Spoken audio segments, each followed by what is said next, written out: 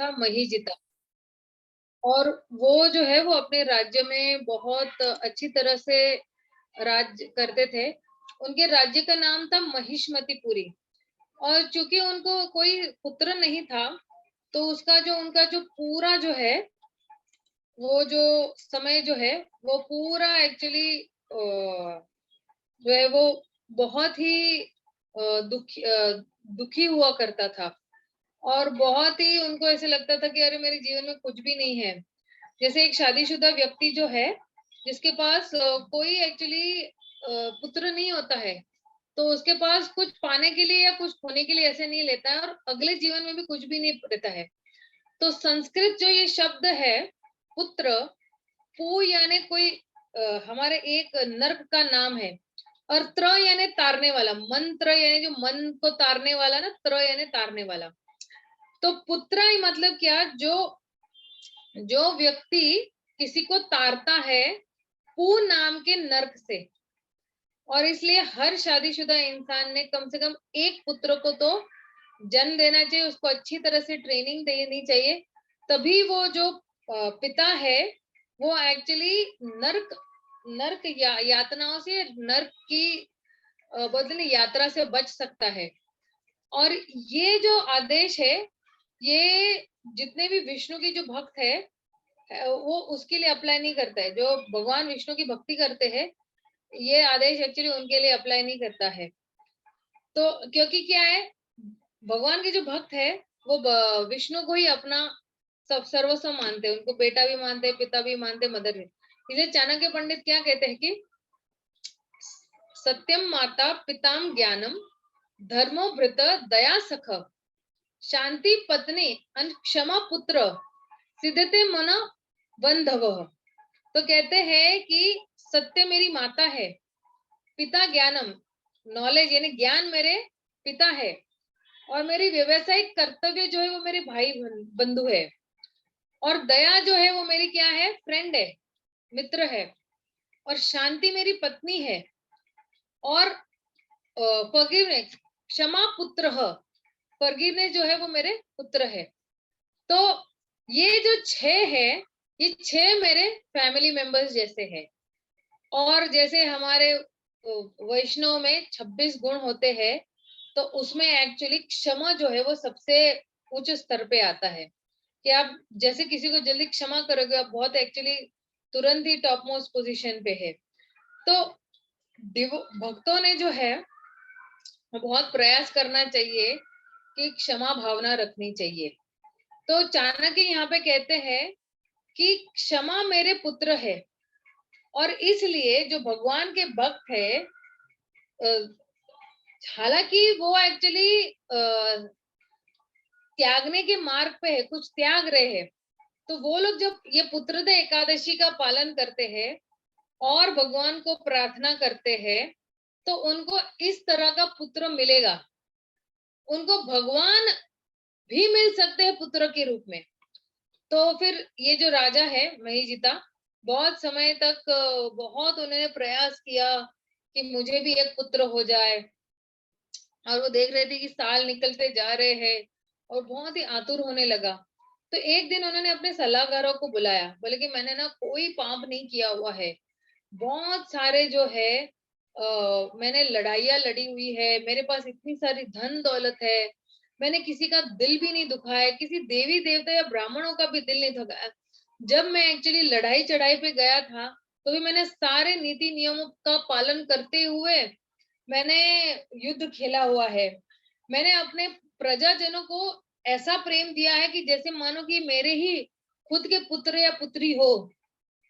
और मैंने अपने जो सगे संबंधी है, उनको भी शिक्षा दी हुई, अगर उन्होंने भी कोई कानून तोड़ा हुआ है।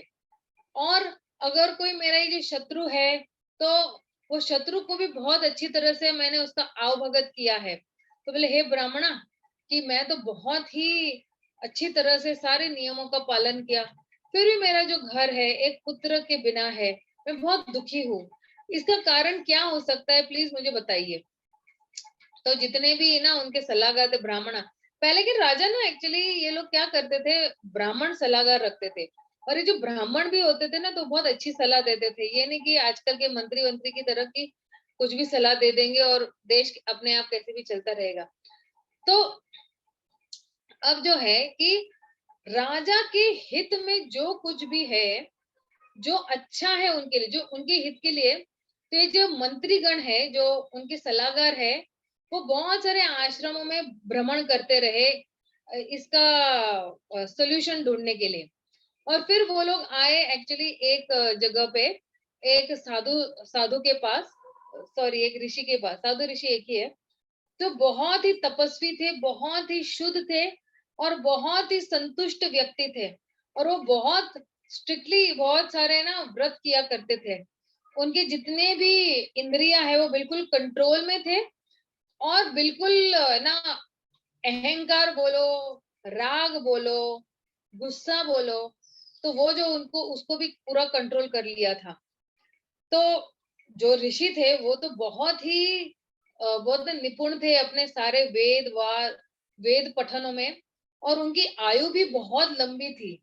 ब्रह्मा की आयु जितनी उनकी आयु थी। और इन ऋषि का नाम था लोम ऋषि। और लोम ऋषि को ना एक्चुअली भूतकाल, भविष्य काल और वर्तमान काल सबका ज्ञान था। तो हर कल्प के अगर उनकी हर एक कल्प जब भी निकल जाता था या बीत जाता था, तो उनका एक बाल गिर जाता था। तो एक कल्प मतलब क्या, एक कल्पा या 12 घंटे ब्रह्मा के बोलो तो है एक्चुअली 4,320,000,000 ईयर्स। तो ये सारे जितने भी ये ब्राह्मण है वो बहुत ही खुश होकर इस लोम ऋषि को एक्चुअली ना पूछते हैं और प्रणाम करते हैं, और बहुत ही आदर सम्मान देते हैं। तो जब लोम ऋषि ने देखा कि जो ये महाजित राजा के जो सलाहकार है, वो बहुत अच्छी तरह से विनम्रता पूर्वक से, बहुत आदर पूर्ण से वो प्रार्थना कर रहे हैं, तो उन्होंने देखा कि, और फिर सलाहकार भी बोलते हैं कि हमारा तो अहोभाग्य है कि हम आपके दर्शन कर पा रहे हैं, और हम आपके संग में आए हुए हैं। तो लोम ऋषि ने जब उनको देखा कि ये मुझे प्रणाम कर रहे, तो बोले कि मुझे बताओ कि आप लोग क्यों मेरी प्रशंसा कर रहे हैं। देखिए, अगर मान लो हमें किसी से कुछ चाहिए तो हम क्या करते हैं, पहले उसकी प्रशंसा करते हैं ना, सीधा वो चीज नहीं मांगते हैं, राइट। हम पहले उस व्यक्ति की प्रशंसा करेंगे, फिर हमें जो चीज चाहिए उनसे फिर उसकी मांग करेंगे। तो लोम ऋषि कहते कि मेरे से जो कुछ भी बन पाएगा, आपकी जो कुछ भी समस्या है, मैं कोशिश करूंगा कि मैं आपकी मदद कर सकूंगा, क्योंकि मेरे भावना होती है कि मैं दूसरों को मदद करूं और दूसरी की समस्याओं का समाधान कर लूं। और लोम ऋषि जो है उनके पास सारे गुण थे। क्यों? क्योंकि वो भगवान के भक्त थे। जैसे भागवतम के 5वें स्कंद के 18 अध्याय के 12वें श्लोक में कहते हैं कि यस्यति भक्तिर् भगवती अकिंचन सर्वैर गुणे तत्र समस्ते सुरः हरो भक्तस्य कुतो महद गुण मनोरथेन स्थित धावो बिहि। तो कहते हैं कि जो भगवान में अटूट श्रद्धा रखता है, उसमें कृष्ण के सभी अच्छे गुण और एक देवी देवता के लगातार प्रकट होते रहते हैं। लेकिन जो भगवान के सर्वोच्च व्यक्ति के प्रति समर्पण नहीं करता है, उसके पास कोई अच्छी योग्यता नहीं होती है। तो जितने भी जो राजा के सलाहकार है कि वो बोले हम आपके पास इसलिए आए हैं कि हमारे पास एक बहुत सीरियस प्रॉब्लम है, और आप तो ब्रह्मा की तरह हो, और आपके जैसा ऋषि मुनि इस पूरे संसार में कोई भी नहीं है। हमारे जो राजा है किंग महीजिता, उनको ना कोई पुत्र नहीं हो रहा है, और हालांकि उन्होंने बहुत हमें पुत्र की तरह प्रेम किया हुआ है, लेकिन फिर भी उनका एक कोई अपना पुत्र नहीं है। तो इसलिए हम इस जंगल में आए हुए हैं तपस्या करने के लिए। लेकिन हमारा भाग्य बहुत अच्छा है कि हमें आपके दर्शन हो गए हैं, और कहते हैं कि जो कोई भी आपका दर्शन करेगा तो आपकी हमारी सारी इच्छाएं, उस व्यक्ति की सारी इच्छाएं पूरी हो जाएगी। इसलिए हम चाहते हैं कि आप हमें बताइए कि कैसे हम हमारे राजा को एक पुत्र की प्राप्ति करवा सकते हैं।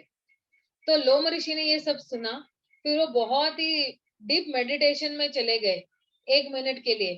फिर उनको पता चला कि ये जो राजा महीजिता है, इनके पूर्व जन्म में जो है, ठीक है ना, तो वो एक्चुअली एक क्या बोलते हैं, बनिया थे, ठीक है ना। और ये जो है उनको लगता था कि ये जो धन संपत्ति मेरे पास है ये बहुत कम है, और इसलिए उन्होंने बहुत पाप कार्य कर रहे थे। तो वो क्या करते थे कि वो बहुत सारे गांव में जाते थे और बिजनेस करते थे।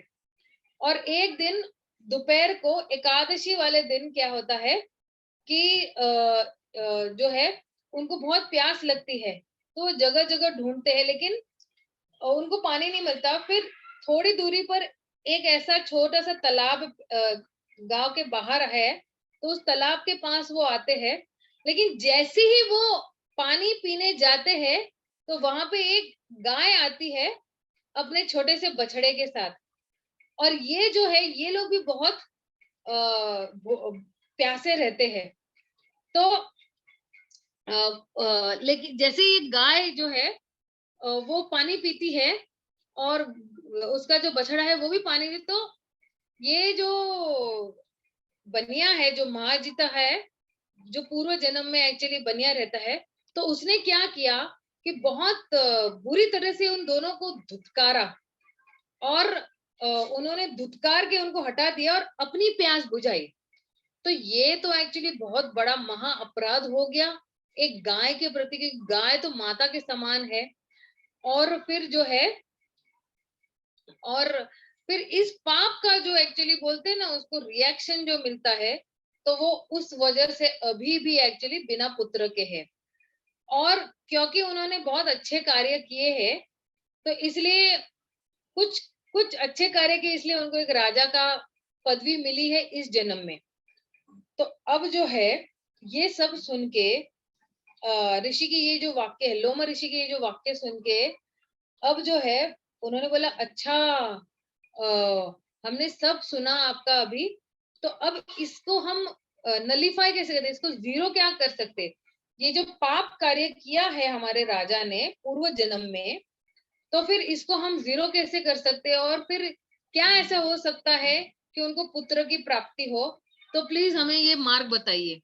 तो लोम ऋषि बोलते हैं कि पुत्रद एकादशी जो है, एक एकादशी है जिसका नाम है पुत्रद एकादशी, जो श्रावण महीने में आते हैं। अब ये वाले दिन पे आप सब लोगों ने उपवास करना चाहिए, और पूरी रात जागरण करना चाहिए, और पूरी विधि विधानों के साथ इस व्रत का पालन करना चाहिए। और फिर जो कुछ भी आपको इस व्रत करने से जो भी कुछ भी आपको मतलब प्राप्त होता है, ठीक है ना, तो फिर आपको इस व्रत पालन से ही आपको पुत्र की प्राप्ति होगी। तो और अवश्य आपको पुत्र की प्राप्ति होती। तो फिर जितने भी जो राजा के सलाहकार है, तो बहुत ही खुश हो गए और ऋषि को दंडवत प्रणाम किए, बहुत खूब खूब आभार माने।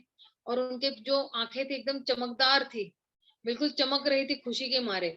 फिर जब श्रावण महीना आया, जो राजा है, राजा महिष्मति ने जो है ये एकादशी की, और अगले द्वादशी वाले दिन को जितना भी है, जितने भी उनके जितने भी प्रजा है, उनको भर भर के दान दिया एंड ऑल। और फिर धीरे धीरे जो है उनकी जो पत्नी है वो प्रेग्नेंट हुई, और एक बहुत ही सुंदर से पुत्र को जन्म दिया। तो ये एक्चुअली जो वार्ता है, एक्चुअली ये जो वार्ता है भगवान श्री कृष्ण स्वयं युधिष्ठिर को बता रहे हैं। तो कहते हैं कि ये जो एकादशी आती है और जो कोई भी व्रत करता है, तो उसको एक्चुअली पुत्र की प्राप्ति होती है।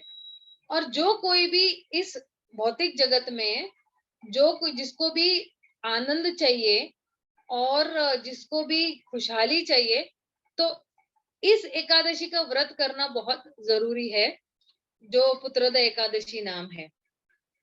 तो अब पूछेंगे, कोई पूछ सकता है ये प्रश्न, ठीक है ना, कि ये एकादशी का व्रत क्यों करना चाहिए।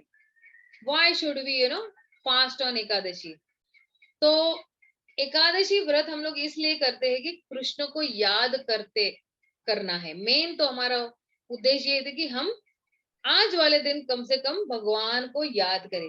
तो कई भक्तों के लिए एकादशी का सीधा अर्थ है कि आहार में परहेज करना, या बहुत को एकादशी में के आने की सूचना शायद मिलती हो, लेकिन एकादशी का पालन का मतलब अनाज खाने से परहेज करने से ज्यादा है। एकादशी का व्रत पालन करने की ये एक्चुअली पारंपरिक प्रणाली है, उपवास करना और रात भर जागते रहना और भगवान की महिमा का जप करना।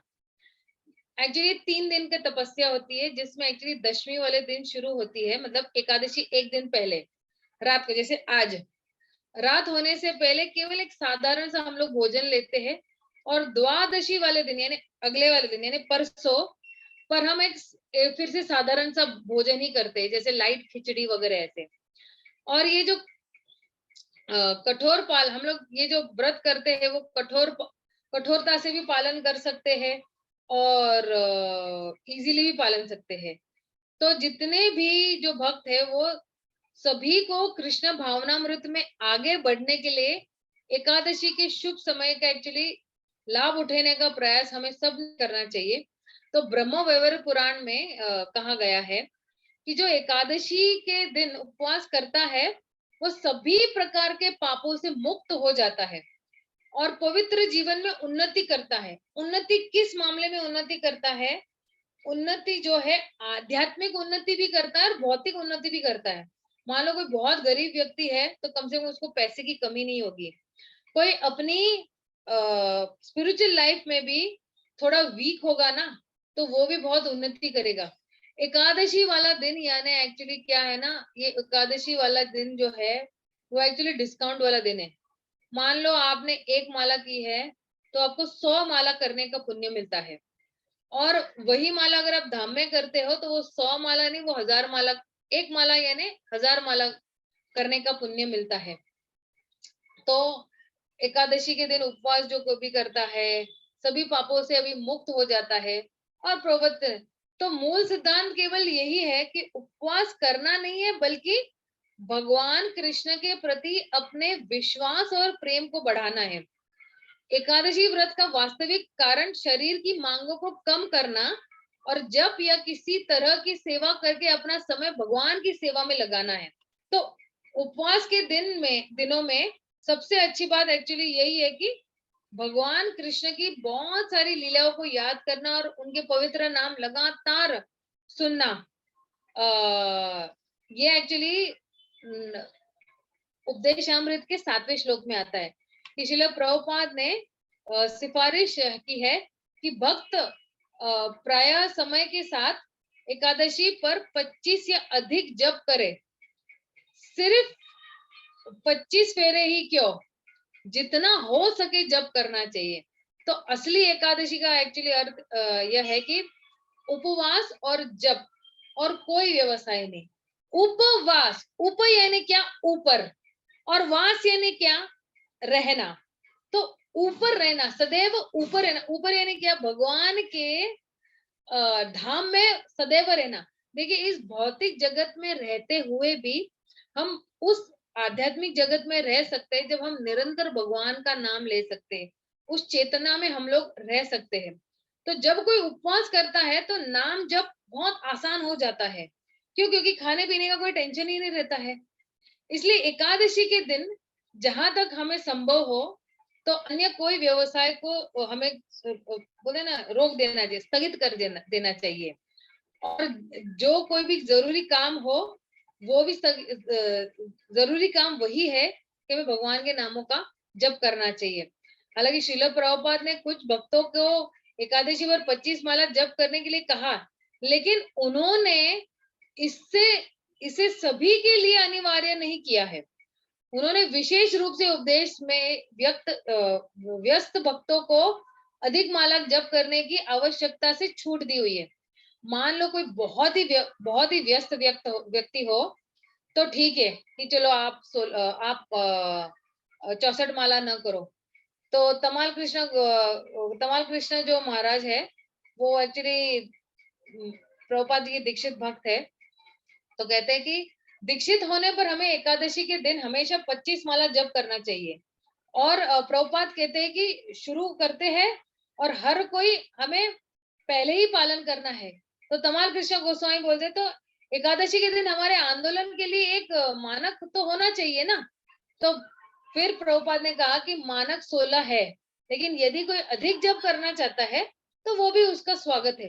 लेकिन भी तमाल कृष्ण गोस्वामी महाराज बोलते हैं कि एकादशी के लिए तो अनिवार्य है नहीं है।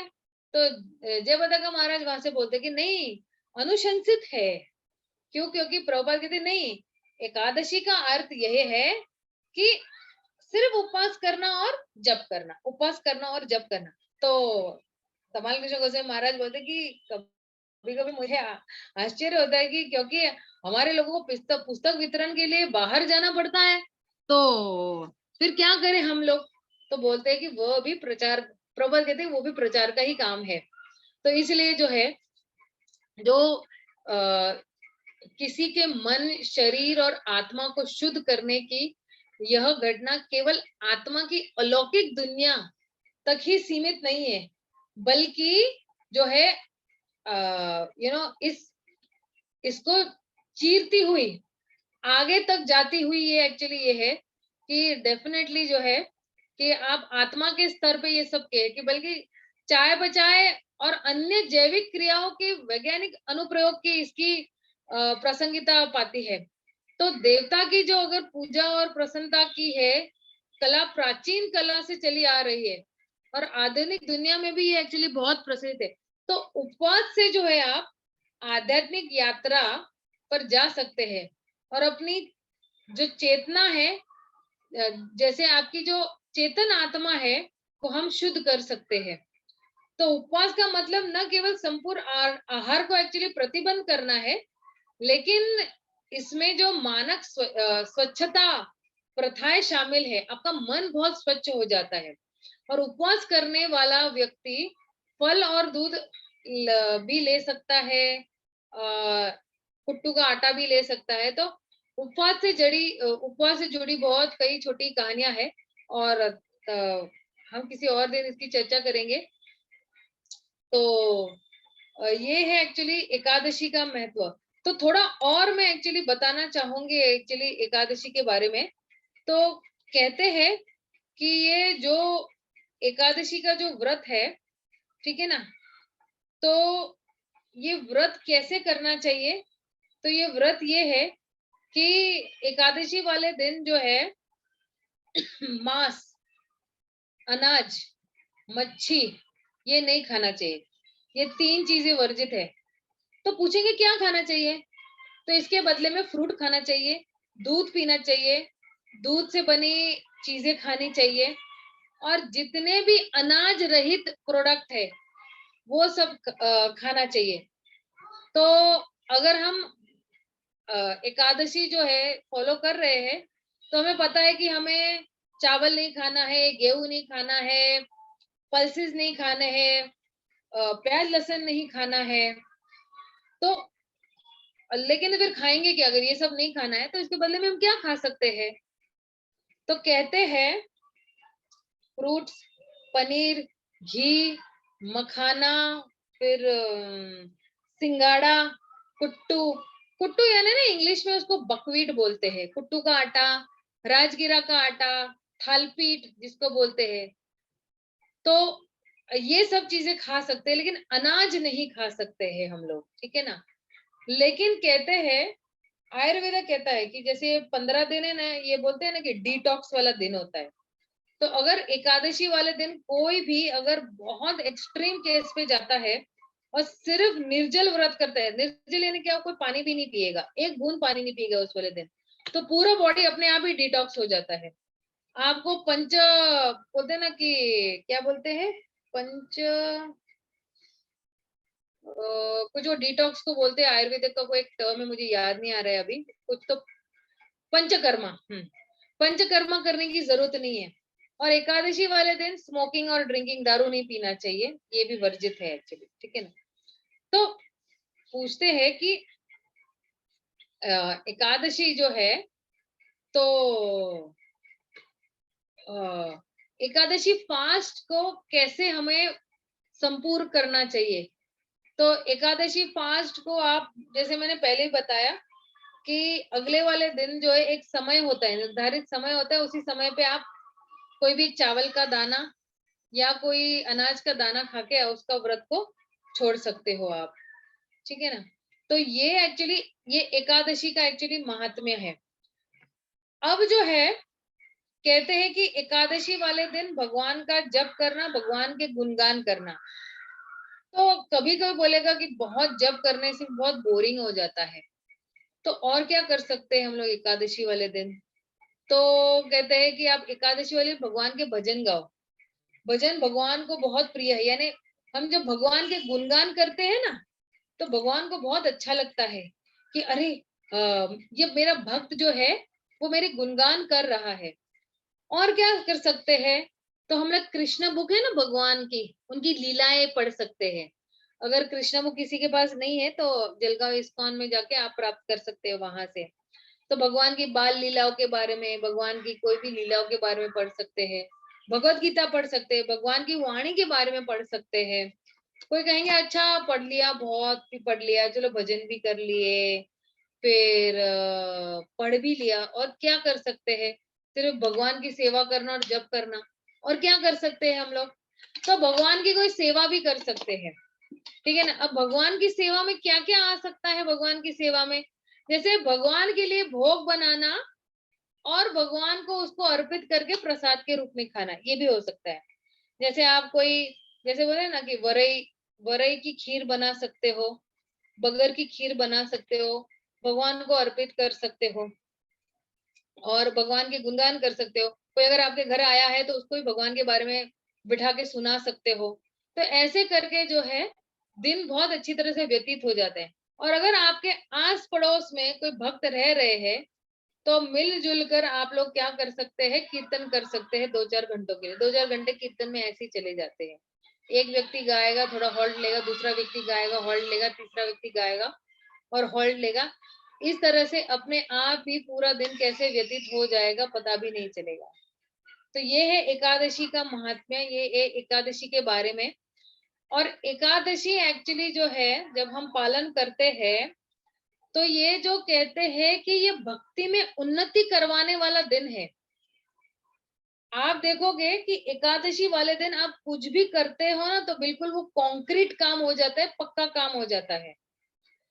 तो उसके वजह से मान लो मैं 2 माला कर रही हूँ और मैंने एकादशी से कहा है कि मैं एकादशी वाले दिन से मैं 4 माला करूंगी, तो आप आजीवन 4 माला करोगे, कभी 4 माला के स्तर से नीचे नहीं आओगे।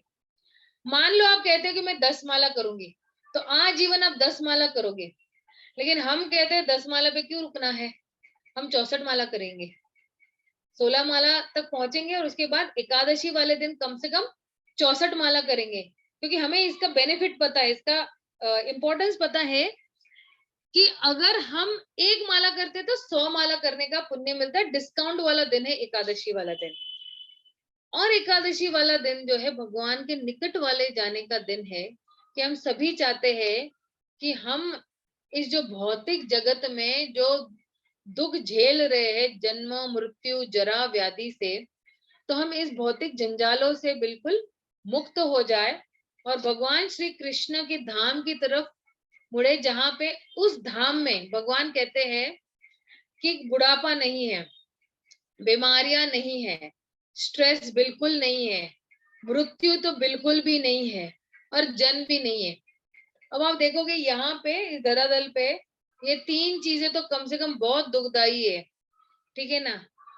बुढ़ापा, हर किसी को बुढ़ापा नहीं चाहिए, कोई बीमार नहीं होना चाहता है और किसी को मृत्यु नहीं चाहिए। तो ये 3 चीजें इतनी दुख देती है। और जन्म भी अपने आप में, चौथा वाला जो जन्म है वो भी अपने आप में एक बहुत ही कष्टदायक है।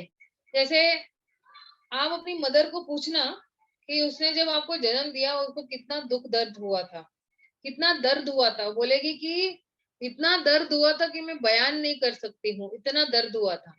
तो केवल माता को ही दर्द नहीं होता है, एक्चुअली शिशु को भी दर्द होता है।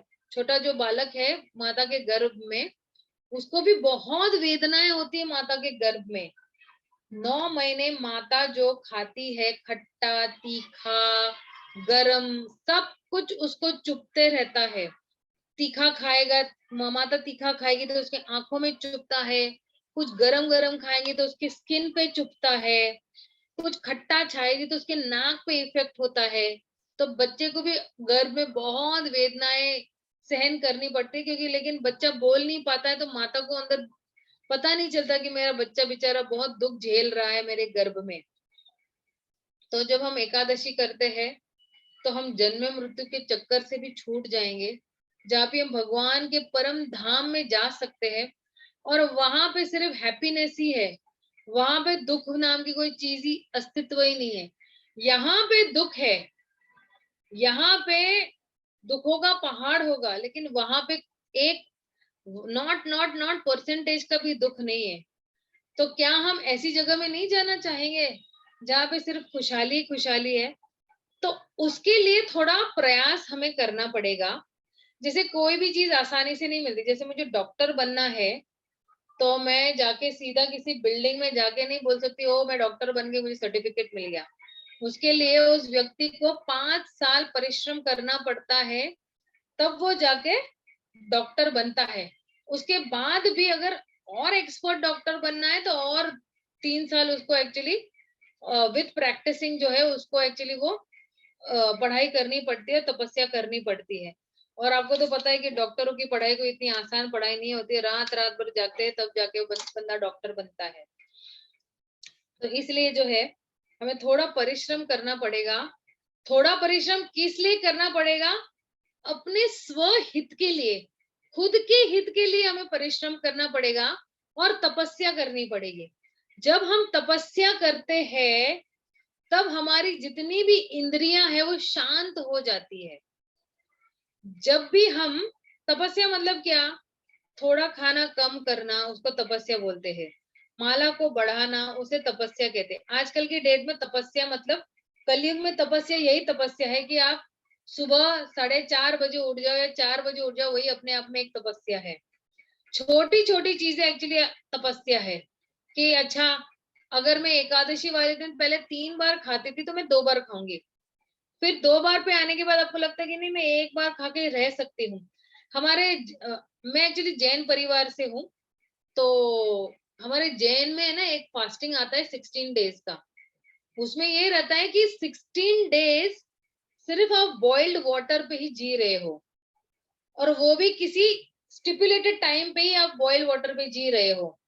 कि मॉर्निंग सूर्य आने से पहले और इवनिंग में सूर्य अस्त होने के बाद, और वो भी जितना आपका हंडा है उतना ही पियोगे आप। फिर ये नहीं कि पूरा टाइम पीते रहोगे। तो ऑल दोज डेज बिना खाना बिना अनाज के, तो ये तपस्या वो जैन लोग करते थे। और हमने भी 2-3 बार ऐसे किए जब हम लोग छोटे थे तब। तो कहते थे कोई मर नहीं जाता है एक्चुअली। पर्सन, एक व्यक्ति जो है 16 दिन तक बिल्कुल बड़े आराम से बिना अनाज के रह सकता है। लेकिन हमारे शास्त्रों में, हिंदू शास्त्रों में इतनी बड़ी तपस्या हमको नहीं कही है। हमको कहा एकादशी करना है, लेकिन एकादशी के भी 3 लेवल होते हैं, ठीक है ना। एक होता है कि आप बिल्कुल पानी नहीं पियोगे। लेकिन मान लो किसी को हेल्थ प्रॉब्लम है तो फिर वो फ्रूट्स एंड मिल्क ले सकता है। सिर्फ फ्रूट मिल्क पे भी आप फास्टिंग कर सकते हो। चलो कोई उससे भी कमजोरी महसूस कर रहा है तो क्या कर सकते हैं फिर? एकादशी व्रत का प्रसाद ले सकते हो, खाना ले सकते हैं। जैसे थालपीठ है, राजगीरा आटा की पूरी बना सकते हैं, पराठा बना सकते हो, बटाटे की सब्जी ले सकते हो, सूरन की सब्जी ले सकते हो आप। और क्या, लौकी दूधी वो भी ले सकते हो। राजगीरा के आटे के अच्छा सा हलवा बना सकते हो आप, देसी घी और गुड़ का पानी डाल के उसमें से। तो बहुत सारे ऑप्शंस है। लेकिन मैं कहूंगी सबसे बेस्ट ऑप्शन है कि आप कुछ मत खाओ पियो, सिर्फ निर्जल करो। लेकिन अगर आपको शुरुआत करनी है निर्जल से तो आप कैसे करोगे? इसका भी एक प्रोसेस है। सीधा पहले दिन से, पहली एकादशी से आप बिना पानी के करोगे तो आपको बहुत डिफिकल्ट जाएगा। तो एवरी एकादशी धीरे धीरे आपको आगे बढ़ना है स्टेप बाय स्टेप। तो मान लो मैंने बोला अभी मैं पहली बार एकादशी कर रही हूँ, कल से मुझे एकादशी करनी है, तो मैं क्या करूंगी, सुबह 12 बजे तक सिर्फ बिना पानी के रहूंगी मैं। सुबह दोपहर को 12 बजे तक बिना पानी के रहूंगी। वहां तक की मैं प्रैक्टिस करूंगी, 6 घंटे की मैं इनिशियली प्रैक्टिस करूंगी बिना पानी पिए। और फिर अच्छा, उसके बाद में क्या करूंगी, तो ठीक है, दोपहर को 12 बजे के बाद आप पानी भी पी सकते हो और मिल्क एंड फ्रूट्स ले सकते हो आप।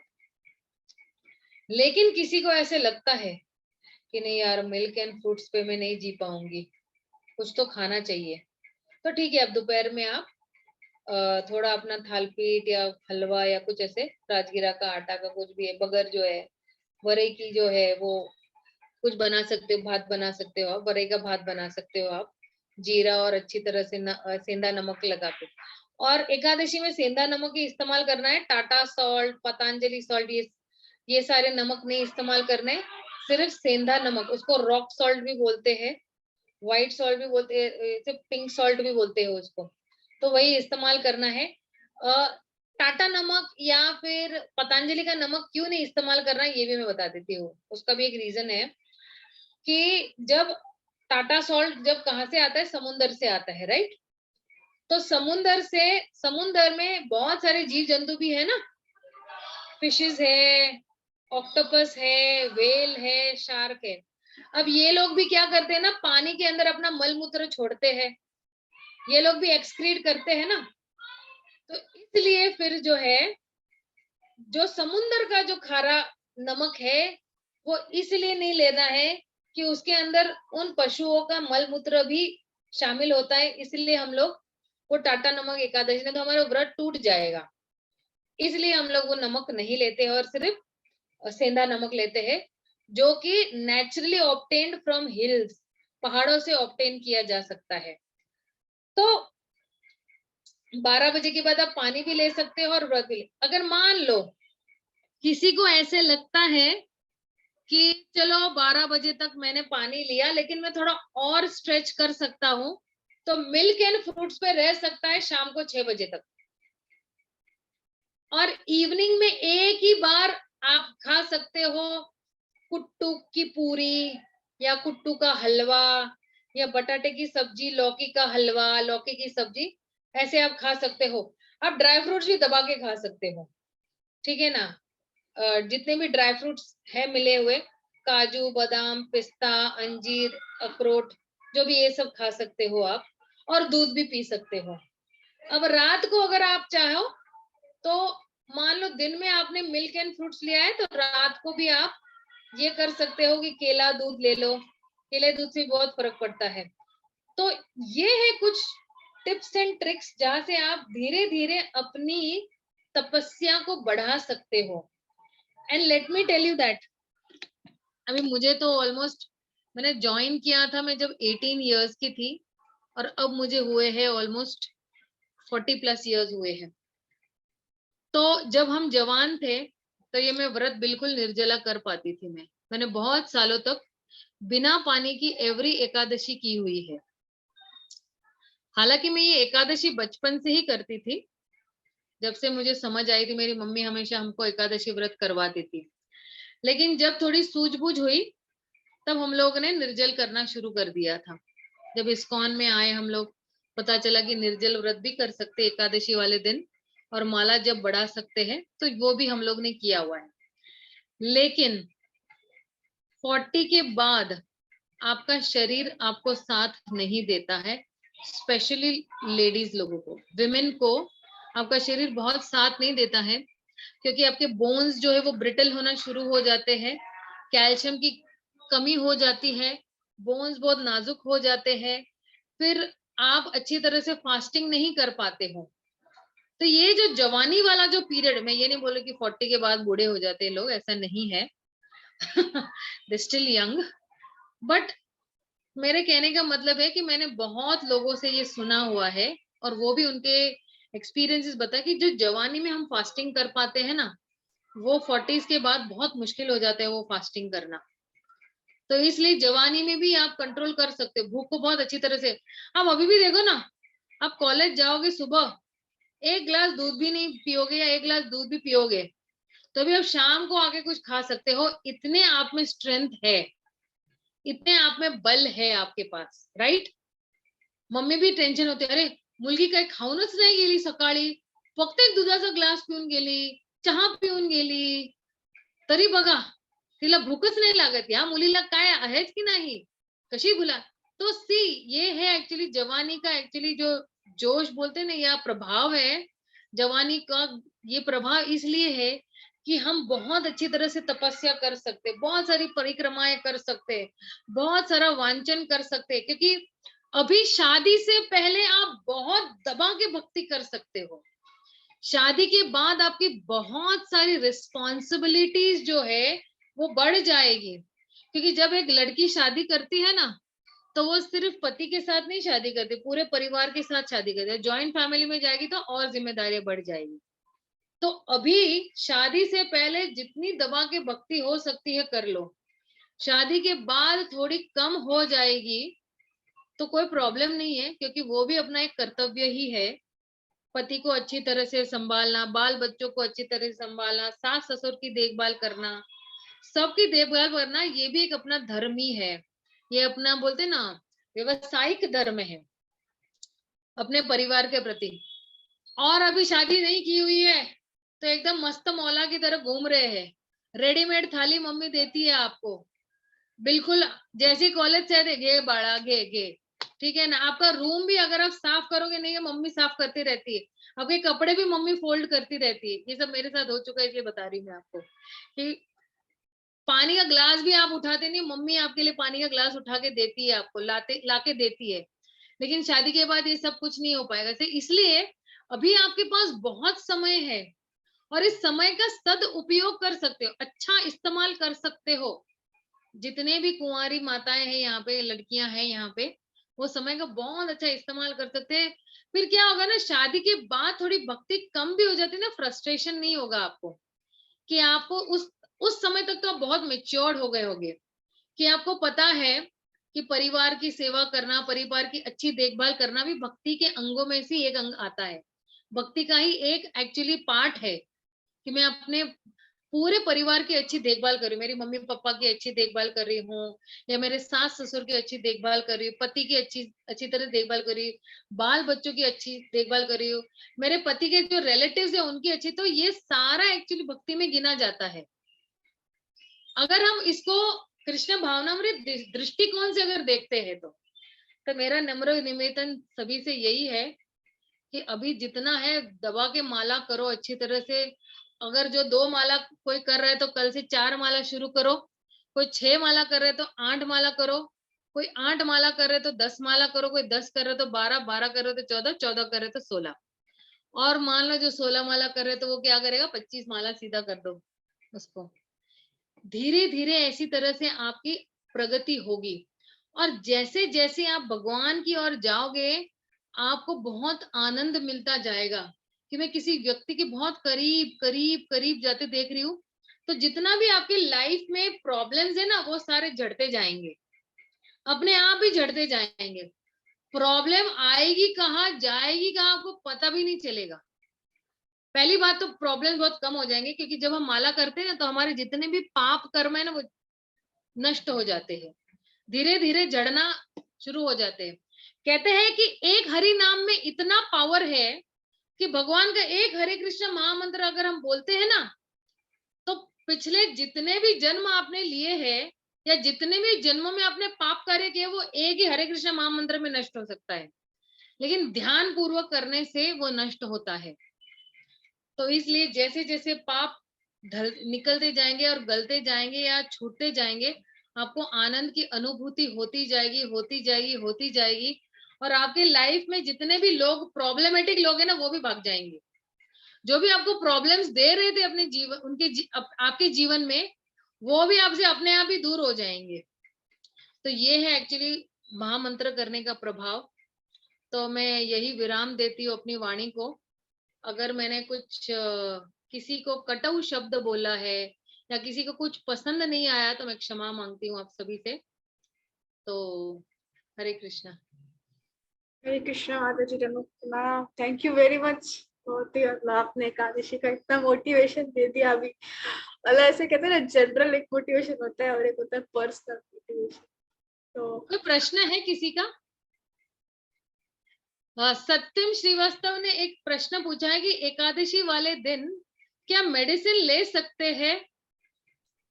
तो हाँ, ले सकते हैं। अगर जो बीमारी बहुत गंभीर है तो हम ले सकते हैं, क्योंकि ये जो शरीर है ना, ये जो शरीर है, ये शरीर हमारा नहीं है। शरीर जो है ये भगवान ने दिया, ये शरीर भगवान का है। तो ये जो शरीर है ये मंदिर की तरह है, मंदिर को हमें मेंटेन करना है, राइट? तो इसलिए जो है आप ले सकते हैं मेडिसिन, अगर समस्या गंभीर है तो, ठीक है ना। अगर अवॉइड कर सकते हैं, समस्या अगर गंभीर नहीं अवॉइड कर सकते तो ठीक है, लेकिन समस्या अगर बहुत गंभीर है तो स्वास्थ्य अच्छा पहले रखना बहुत जरूरी है। अच्छा स्वास्थ्य रहेगा तो ही आप अच्छी माला कर पाओगे, अच्छा अध्ययन कर पाओगे, भगवान की भक्ति कर पाओगे, ठीक है ना। ओके माता जी, थैंक यू। अच्छा, श्वेता जी पूछ रहे हैं कि मिल्क कौन सा ले सकते हैं। हालांकि देखिए, जो दूध होता है ना, तो गाय का दूध सर्वोच्च रहता है, सबसे बेस्ट रहता है। क्यों गाय का दूध? ये भी साइंटिफिक रीजन है। मैं जो भी बोल रही हूँ ना, इसके सारे, अभी जितना भी मैंने एकादशी व्रत पे बोला हो ना, इसका सारा साइंटिफिक क्या बोलते हैं, प्रमाण है इसका। साइंस में भी लोगों ने रिसर्च किया हुआ है। आयुर्वेदा भी बोलता है डिटॉक्स करो अपने शरीर को, 15 दिन में एक बार डिटॉक्स करो, बिल्कुल पानी वानी कुछ मत लो, क्योंकि सिर्फ हवा के माध्यम से आप डिटॉक्स कर रहे हो अपने शरीर को। तो दूध भी जो है, गाय का दूध क्यों लेना चाहिए डेली में भी? गाय का दूध डेली में इसलिए लेना चाहिए कि गाय के दूध में ऐसा ताकत है जो आपके जो जितने भी नर्व्स है, जो जो जितने भी ब्लॉक्ड नर्व्स है, उसको खोल देता है। और जितने भी नॉलेज गिविंग नर्व्स है उसको भी खोल देता है। और आपका जो दिमाग में जो क्लैरिटी होगी ना, वो बहुत ही क्लियर हो जाएगी, और आपकी बुद्धि भी बहुत तेज हो जाएगी। लेकिन उसके विपरीत अगर कोई भैंस का दूध पीता है ना, तो उसकी बुद्धि भी भैंस जैसी रहेगी, जड़ बुद्धि रहेगी। वो वो एकदम आलसी महसूस करेगा, वो बहुत अपने आप को ना ऐसे ड्रैग करते रहेगा अपने लाइफ को। तो कहते हैं कि गाय का दूध ही लेना चाहिए। अभी आजकल है ना, गाय का दूध भी बहुत मिलावट के साथ आता है, लेकिन कोशिश कर सकते हैं कि आपके जो दूध वाले उसको बोलो मुझे गाय का दूध दे, कम से कम एकादशी वाले दिन। हालांकि अगर आप भैंस का दूध भी पीते हो एकादशी वाले दिन, वो टूटने नहीं वाला आपका व्रत, लेकिन जहां तक हो सके वहां तक आप गाय का दूध पीजिए।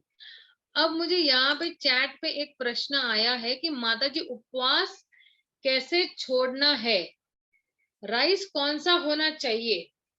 बहुत अच्छा प्रश्न पूछा है हितेशना पवार ने। जो अभी जब एकादशी व्रत हमें छोड़ना है ना, तो हमेशा भगवान के प्रसाद के साथ छोड़ना चाहिए, ठीक है ना।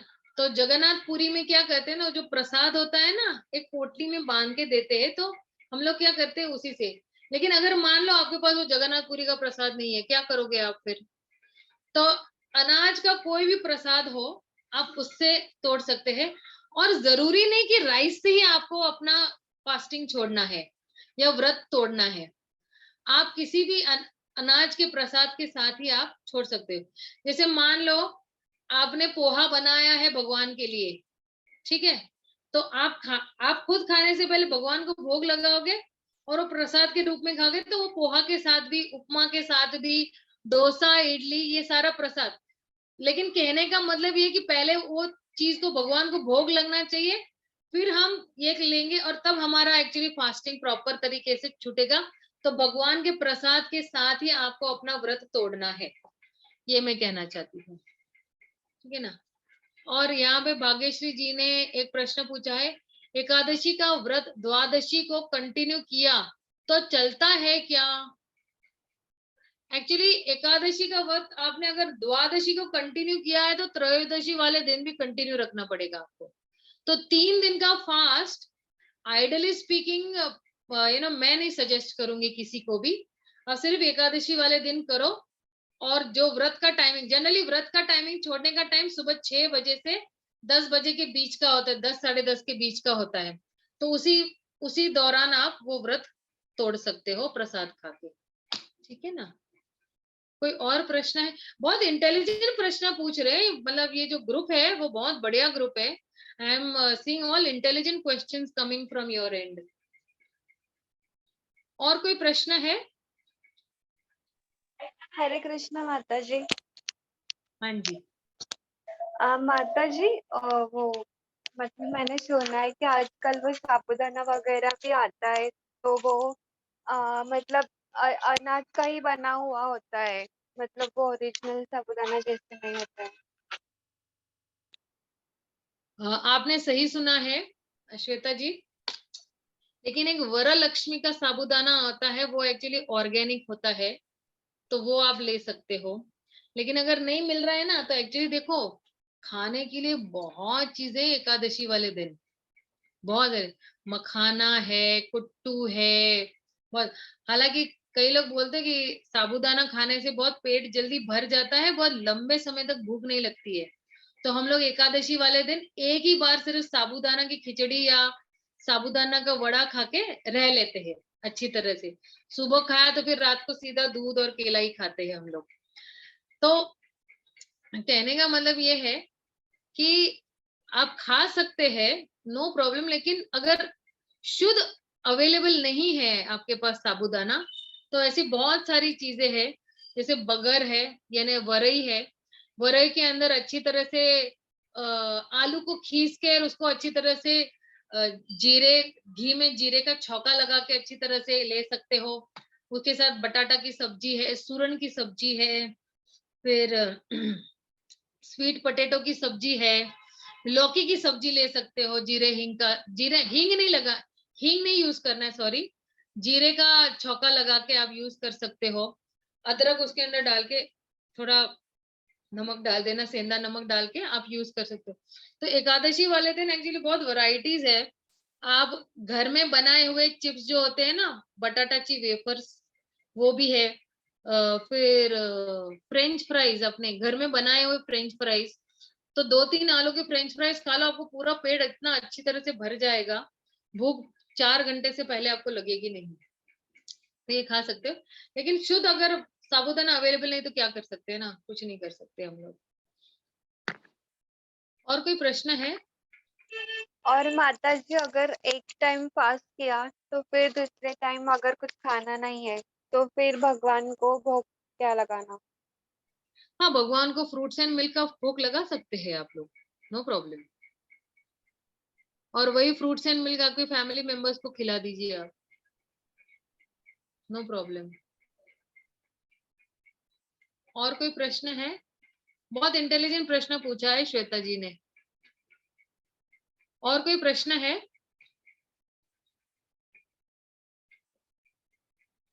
ठीक है, तो फिर हम मिलते हैं किसी और दिन जब संस्कृति मुझे इनविटेशन देगी। Thank you very much. Hare Krishna. आप लोग बुक रीडिंग कर रहे हो या नहीं कर रहे हो अभी? माता जी अभी तो नहीं, अभी हियरिंग चल रहा है। अभी तो हमने राधेश्याम प्रभु जी का, हमारा अभी रिकॉर्डिंग